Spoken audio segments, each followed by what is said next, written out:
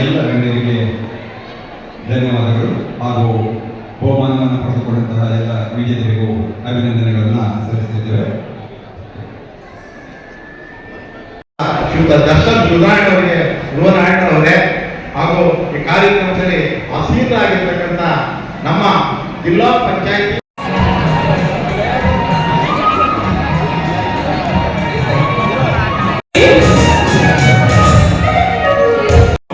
ಹೀಗೆ ಮಗನ ಕೂಡ ಬಿಸಿಲಾಗ್ತಿದೆ ನಮ್ಮಲ್ಲಿ. ಈಗ ಬಿಸಿಲಾದ್ರೆ ಮಾರ್ಕ್ಸ್ ಕೊಡಕ್ಕೆ ಆಗೋದಿಲ್ಲ. ನಾವು ಇವು ಎಲ್ಲ ಕನ್ವಿನ್ಸ್ ಮಾಡಬೇಕು ಅಂತ ಎಲ್ಲ ಪೇರೆಂಟ್ಸ್ ಕೂಡ ಫೋನ್ ಮಾಡಿ ಹಾಗೆ ನಮ್ಮ ತಾಯಿಗಳು ಕೂಡ ಫೋನ್ ಮಾಡಿದ್ರು. ಆಗ ನಮ್ಮ ತಾಯಿಯವರು ಮನೆಗೆ ನಮಗೆ ಕೂರಿಸ್ಕೊಂಡು ನಮಗೆ ಬುದ್ಧಿವಾದ ಹೇಳಿದ್ರು. ರಂಗೋಲಿ ಹೆಣ್ಮಕ್ಳು ಬರೆಯೋದು ಸೀಮಿತ ಅಲ್ಲ. ರಂಗೋಲಿ ಇಸ್ ಅನ್ ಆರ್ಟ್, ಅದು ಒಂದು ಕಲೆ. ಅದರಿಂದ ಬರೀ ಒಬ್ಬರಿಗೆ ಒಂದೇ ವರ್ಗಕ್ಕೆ ಸೀಮಿತ ಅಂತಲ್ಲ, ಎಲ್ಲರೂ ಕೂಡ ಭಾಗವಹಿಸ್ಬೋದು, ಎಲ್ಲರೂ ಕೂಡ ಮುಕ್ತವಾಗಿ ಮಾಡಬಹುದು. ಸೊ ಅದನ್ನ ನೀನು ಒಂದು ವರ್ಗಕ್ಕೆ ಸೀಮಿತ ಅಂತ ನೋಡಬೇಡ, ಅದನ್ನ ಒಂದು ಕಲೆ ಆಗಿ ಒಂದು ಆರ್ಟ್ ಆಗಿ ನೋಡು ಅನ್ನೋದನ್ನ ನಮಗೆ ಬುದ್ಧಿವಾದ ಹೇಳಿದ್ರು. ತದನಂತರ ನಾವು ರಂಗೋಲಿ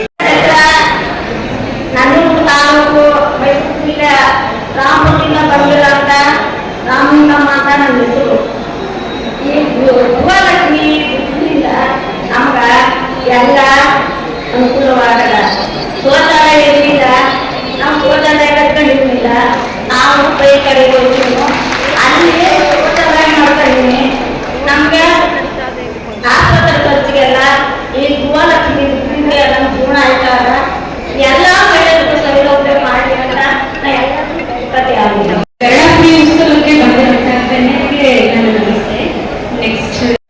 ಅದು ಸ್ವರ್ಗ ಅಂತ ಹೇಳಿ ನಾವು ಭಾವಿಸ್ಬೋದು.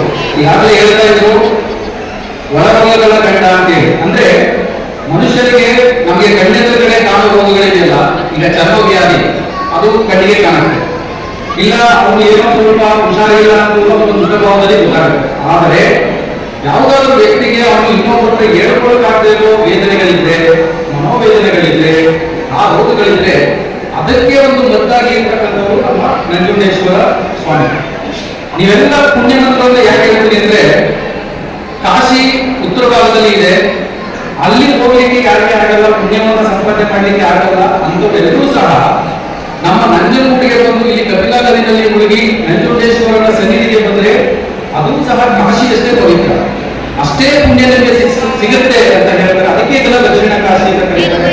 ನನ್ನ ಪ್ರಕಾರ ಮೈಸೂರಿನಲ್ಲಿ ದಕ್ಷಿಣ ಕಾಶಿ ಇದೆ ಅಂತ ನಾವು ಅನ್ಕೋತೀವಲ್ಲ, ಈ ಒಂದು ಭಾಗದಲ್ಲಿ ನೀವೆಲ್ಲ ಇದ್ದೀರಲ್ಲ, ನೀವೆಲ್ಲ ಪುಣ್ಯವಂತರು ಅಂತ ನಾನು ಭಾವಿಸುತ್ತಾ, ನಾನು ಎಲ್ಲ ಸಾಹೇಬರ ಬಗ್ಗೆ ಒಂದೆರಡು ಮಾತಾಡಲಿಲ್ಲ ಅಂತ ಹೇಳಿದ್ರೆ ನನಗೆ ಬಹಳಷ್ಟು ದ್ರೋಹ ಮಾಡಿದಂಗೆ ಆಗುತ್ತೆ. ಯಾಕೆಂತ ಹೇಳಿದ್ರೆ ಸಮಯದ ಅಭಾವ ಅಂತ ಹೇಳಿ ಕೆಲವು ಒಳ್ಳೆ ವಿಷಯಗಳನ್ನ ಹೇಳ್ಬೇಕಂತ ತಪ್ಪಾಗುತ್ತೆ. MLA ಸಾಹೇಬರು ದರ್ಶನ್ ಧ್ರುವನಾರಾಯಣ ಸಾಹೇಬರು ಅವರು ಇಷ್ಟು ಚಿಕ್ಕ ವಯಸ್ಸಿನಲ್ಲಿ ಇಷ್ಟೊಂದು ಪಕ್ವತೆಯನ್ನ ಪಡ್ಕೊಂಡು, ಪ್ರೌಢಿಮೆಯನ್ನ ಪಡ್ಕೊಂಡು, ಅವರಿಗಾಗಿರ್ತಕ್ಕಂಥ ವೈಯಕ್ತಿಕ ನಷ್ಟಗಳು ಏನಿದೆಯೋ ಅದು ನಮ್ಮೆಲ್ಲರಿಗೂ ಸಹ ಗೊತ್ತಿದೆ. ಅಂತ ಅಗಾಧವಾದ ನಷ್ಟವನ್ನು ಸಹ ಸರಿದೂಗಿಸಿಕೊಂಡು ತಮ್ಮ ಕುಟುಂಬವನ್ನು ಸಹ ಪಕ್ಕದಲ್ಲಿ ಇಟ್ಟು ಜನಸಾಮಾನ್ಯರ ಸೇವೆಗೆ ಅವರು ಕಂಕಣಬದ್ಧರಾಗಿದ್ದಾರಲ್ಲ, ಆ ಒಂದು ಸೇವೆಯನ್ನ ನಾವು ಎಷ್ಟು ಮಾತಿನಲ್ಲಿ ವರ್ಣಿಸಲು ಸಾಲೋದಿಲ್ಲ. ಆ ಒಂದು ಯುವ ಸಮುದಾಯದ ಪ್ರೇರಣೆಯಾಗಿ ಇವತ್ತು ನಮ್ಮ MLA ಸಾಹೇಬರಿದ್ದಾರೆ. ಅವರಿಗೆ ನಾನು ವೈಯಕ್ತಿಕವಾಗಿ ಈ ಕಾರ್ಯಕ್ರಮವನ್ನು ಇಷ್ಟು ಅಚ್ಚುಕಟ್ಟಾಗಿ ನಡೆಸಿರೋದ್ರಿಂದ ನನ್ನ ವೈಯಕ್ತಿಕ ಅನಂತ ಧನ್ಯವಾದಗಳನ್ನ ಅವರಿಗೆ ಅರ್ಪಿಸುತ್ತೇನೆ. ಯುವಕರಿಗಾಗಿ, ಕೂಲಿ ಕಾರ್ಮಿಕರಿಗಾಗಿ, ರೈತರಿಗಾಗಿ ತಂದಾಗ ಅದನ್ನ ಸಹಿಸಿಕೊಳ್ಳುವಂತ ಒಂದು ಗುಣ ಅವರಲ್ಲಿಲ್ಲ, ಹೊಟ್ಟೆ ಕಿಚ್ಚಿನ ಗುಣ ಅವರಲ್ಲಿದೆ.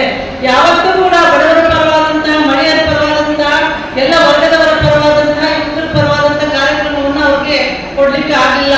ಇವತ್ತು ಗ್ಯಾಸ್ ಬೆಲೆ ಎಷ್ಟಾಗಿದೆ, ನಮ್ಮ ತಾಯಿ ಹತ್ರ ಅಕ್ಕದಲ್ಲಿ ಕೂತಿದ್ದೀರಾ, ಗ್ಯಾಸೇ ಸಿಗ್ತಾ ಇಲ್ಲ, ಬೆಲೆ ಇರೋದಿರ್ಲಿ. ನಿಜಕ್ಕೂ ಕೂಡ ನಾನು ಕೂಡ ಗ್ಯಾಸ್ ತಗೊಳ್ತೀನಿ, ಇನ್ನೂ ಕೂಡ ನಮ್ಮ ಮನೆಯಲ್ಲಿ ರಿಜಿಸ್ಟರ್ ಆಗಲಿಲ್ಲ, ಗ್ಯಾಸ್ಗೆ ನೋಂದಾಯಿಸ್ಬೇಕಲ್ಲ, ಫೋನ್ ಮಾಡಿದ್ರೆ ಇನ್ನೂ ರಿಜಿಸ್ಟರ್ ಕೂಡ ಆಗಿಲ್ಲ.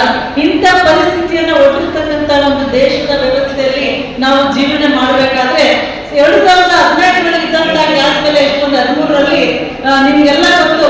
ಮನಮೋಹನ್ ಸಿಂಗ್ ಅವರು ಪ್ರಧಾನಮಂತ್ರಿಗಳಾಗಿದ್ದಾಗ 430 ರೂಪಾಯಿ ಇತ್ತು ಅಷ್ಟೇ ಗ್ಯಾಸ್ ಬೆಲೆ.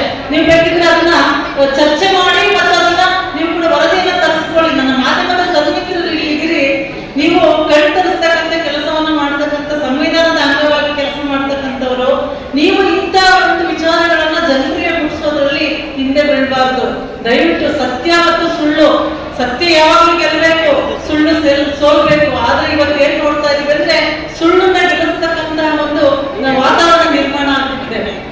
ಗೆಲ್ಲಬೇಕು. ಜನರಿಗೋಸ್ಕರ ಕೊಟ್ಟಂತ ಗ್ಯಾರಂಟಿ. ಇವತ್ತು ಗ್ಯಾಸ್ ಬೆಲೆ ಏನಿದ್ರು ಕೂಡ ಕರ್ನಾಟಕದ ಹೆಣ್ಣುಮಕ್ಕಳಿಗೆ ಅದರ ಬೆಲೆ, ಅದರ ಒಂದು ಬಿಸಿ ಕಟ್ಟಲಿಲ್ಲ. ಯಾಕಂದ್ರೆ 2,000 ರೂಪಾಯಿ ನಾವು ಗೃಹಲಕ್ಷ್ಮಿ ಹಣ ಕೊಡ್ತಾ ಇದೀವಿ. ಅದರಲ್ಲಿ ಗ್ಯಾಸ್ ತಗೋಬಹುದು, ಔಷಧಿ ತಗೋಬಹುದು,